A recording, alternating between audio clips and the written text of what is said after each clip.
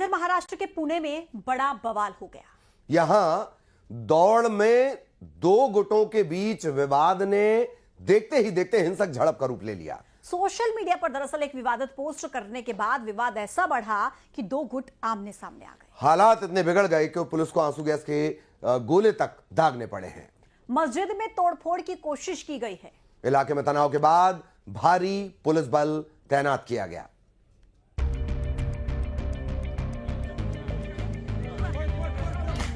महाराष्ट्र में पुणे जिले के दौंड स्थित यवत में 4 दिन पहले छत्रपति शिवाजी की प्रतिमा के अपमान के कारण तनाव पैदा हो गया था। इस बीच सोशल मीडिया पर एक पोस्ट को लेकर शुक्रवार दोपहर दो समूहों के बीच हिंसक झड़प हो गई। शुक्रवार को पुणे में दो गुटों के बीच जबरदस्त भिड़ंत हो गई। मीडिया रिपोर्ट्स के मुताबिक दौंड तालुका के यवत में दो गुटों के बीच अचानक तनाव हो गया। रिपोर्ट के मुताबिक सोशल मीडिया पर आपत्तिजनक पोस्ट के बाद तनाव फैला है। हालांकि तनाव बढ़ने के बाद भारी संख्या में पुलिस बलों की तैनाती कर दी गई है। वो यहाँ पर जो है जो तनाव था यवत गांव में, दौंड पुणे जिले के जो यवत गांव है यहाँ पर वो तनाव था। कुछ भीड़ ने यहाँ पर आके जो बेकरी है बेकरी को आग लगाई। उसके बाद जो है उधर छोटा हाथी गाड़ी थी उसको ही आग लगाई। और जो यहाँ पर आजू बाजू को जो लोग रहते थे वहाँ पर भी बड़ी घटनाएं हो गई। उसके बाद पुलिस यहाँ पर आई और पुलिस ने वो जो मॉब को है जो बाजू किया और उसके बाद फिर ये सब पूरे आप देख सकते हैं कि यहाँ पर पुलिस सब यहाँ पर तैनात है। अग्निशामन की गाड़ी यहाँ पर बुलाई गई है वो जो आग लगी थी उसको बुझाने के लिए। यहाँ पर आप देख सकते हैं कि किस तरह से माहौल है। अभी तो शांतता है, लेकिन सुबह के टाइम जो यहाँ पर बहुत तनाव था, बहुत भीड़ थी, बहुत यहाँ पर लोग आए थे और वो जो गठ है जो उसमें वो जो तनाव था और उसके बाद फिर ये सब पूरी वहाँ पर माहौल खराब हो गया। पुलिस ने घटना को लेकर बताया, यवत गांव में दोपहर को पुलिस को सूचना मिली कि एक युवक ने अपने सोशल मीडिया, व्हाट्सएप और फेसबुक पर आपत्तिजनक स्टेटस पोस्ट किया। शिकायत के बाद आरोपी को पुलिस स्टेशन लाया गया। कार्रवाई शुरू की गई है।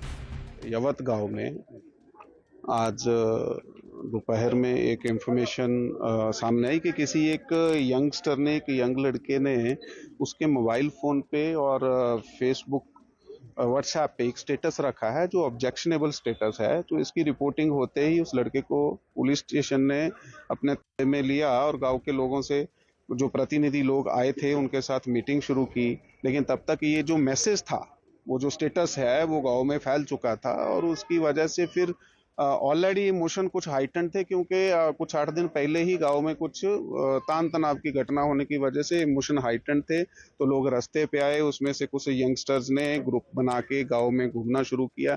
लेकिन तब तक हमारी पेट्रोलिंग टीम, हमारा बंदोबस्त यहाँ पे इमीडिएटली रिस्पॉन्ड किया और किसी को किसी प्रकार की इंजरी नहीं हुई है। जो 1-2 स्ट्रक्चर को थोड़ा सा नुकसान हुआ है उसका हम अभी आढ़ावा ले रहे हैं और गाँव में पूर्णपणे शांतता है। अभी लॉ एंड ऑर्डर जो है मेंटेन किया गया है, पेट्रोलिंग टीम्स है हमारी। दो गुटों में तनाव बढ़ने के बाद पुलिस ने पूरे इलाके में सुरक्षा बढ़ा दी है। पुलिस बल लगातार इलाके में पेट्रोलिंग कर रही है। प्रशासन ने लोगों से संयम बरतने और अफवाहों पर ध्यान न देने की अपील की है। घटना और उसके पीछे के कारण की जांच की जा रही है। इंटरनेट बंद कर दिया गया है। पुलिस ने अपील की है कि किसी भी अफवाह की सूचना मिलने पर पहले पुलिस को उसकी जानकारी दें। Bureau report, news 18।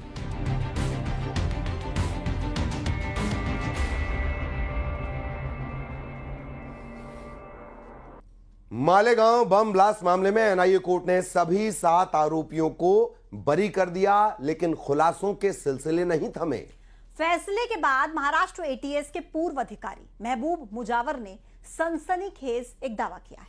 उन्होंने कहा कि जांच के दौरान उन पर आरएसएस प्रमुख मोहन भागवत को गिरफ्तार करने का दबाव डाला गया था। उनके इस दावे से राजनीतिक हलकों में हलचल बढ़ गई है। कांग्रेस और समाजवादी पार्टी ने इसे झूठा बताया है, लेकिन बीजेपी हमलावर है। ये रिपोर्ट देखिए।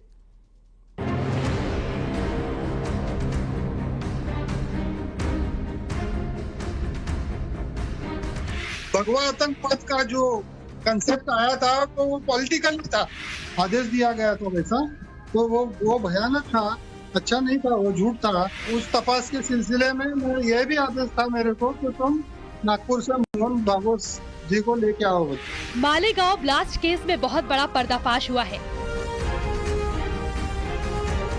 महाराष्ट्र एटीएस के पूर्व अधिकारी महबूब मुजावर ने दावा किया कि उन्हें आरएसएस प्रमुख मोहन भागवत को गिरफ्तार करने का निर्देश दिया गया था। उस तपास के सिलसिले में यह भी आदेश था मेरे को कि तुम नागपुर से मोहन भागवत जी को लेके आओ। पूर्व एटीएस अधिकारी ने बताया कि ये कदम भगवा आतंकवाद की थ्योरी को स्थापित करने के मकसद से उठाया जा रहा था। मैं किसी पक्ष का नाम नहीं लूंगा, मगर तब भगवा आतंकवाद का जो कंसेप्ट आया था तो वो पॉलिटिकल था, और पॉलिटिकल था उसको खुश करने के लिए, उनके पोस्टिंग बढ़ोतरी के लिए ये जो परमवीर सिंह जैसे आदमी है इन्होंने ये झूठा काम करना चालू किया और हमारे जैसे का बलि दिया इसके अंदर। महबूब मुजावर के मुताबिक मोहन भागवत को गिरफ्तार करने के आदेश को न मानने का खामियाजा भी उन्हें भुगतना पड़ा। उनके खिलाफ फर्जी केस दर्ज किया गया।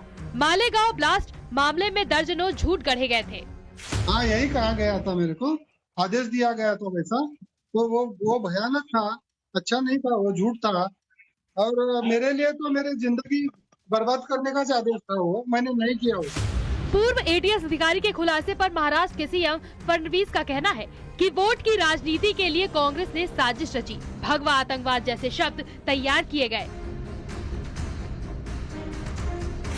2008 का षड्यंत्र है, ये सभी के सामने अब खुल चुका है, और उस समय की जो सरकार है, इस सरकार ने वोट की राजनीति के लिए हिंदू टेरर और भगवा आतंकवाद ये शब्द तैयार किए थे। बीजेपी जहां कांग्रेस को कटघरे में खड़ा कर रही है, वहीं एसपी ने एटीएस अधिकारी के बयान को झूठा बताया है। कांग्रेस ने बयान की जांच की मांग की है। तो ये तो साफ जाहिर है, ये कोई ऐसे वैसे आदमी का बयान नहीं है, उस व्यक्ति का बयान है, उस महिला का बयान है जो public prosecutor of Malegaon blast case में थी।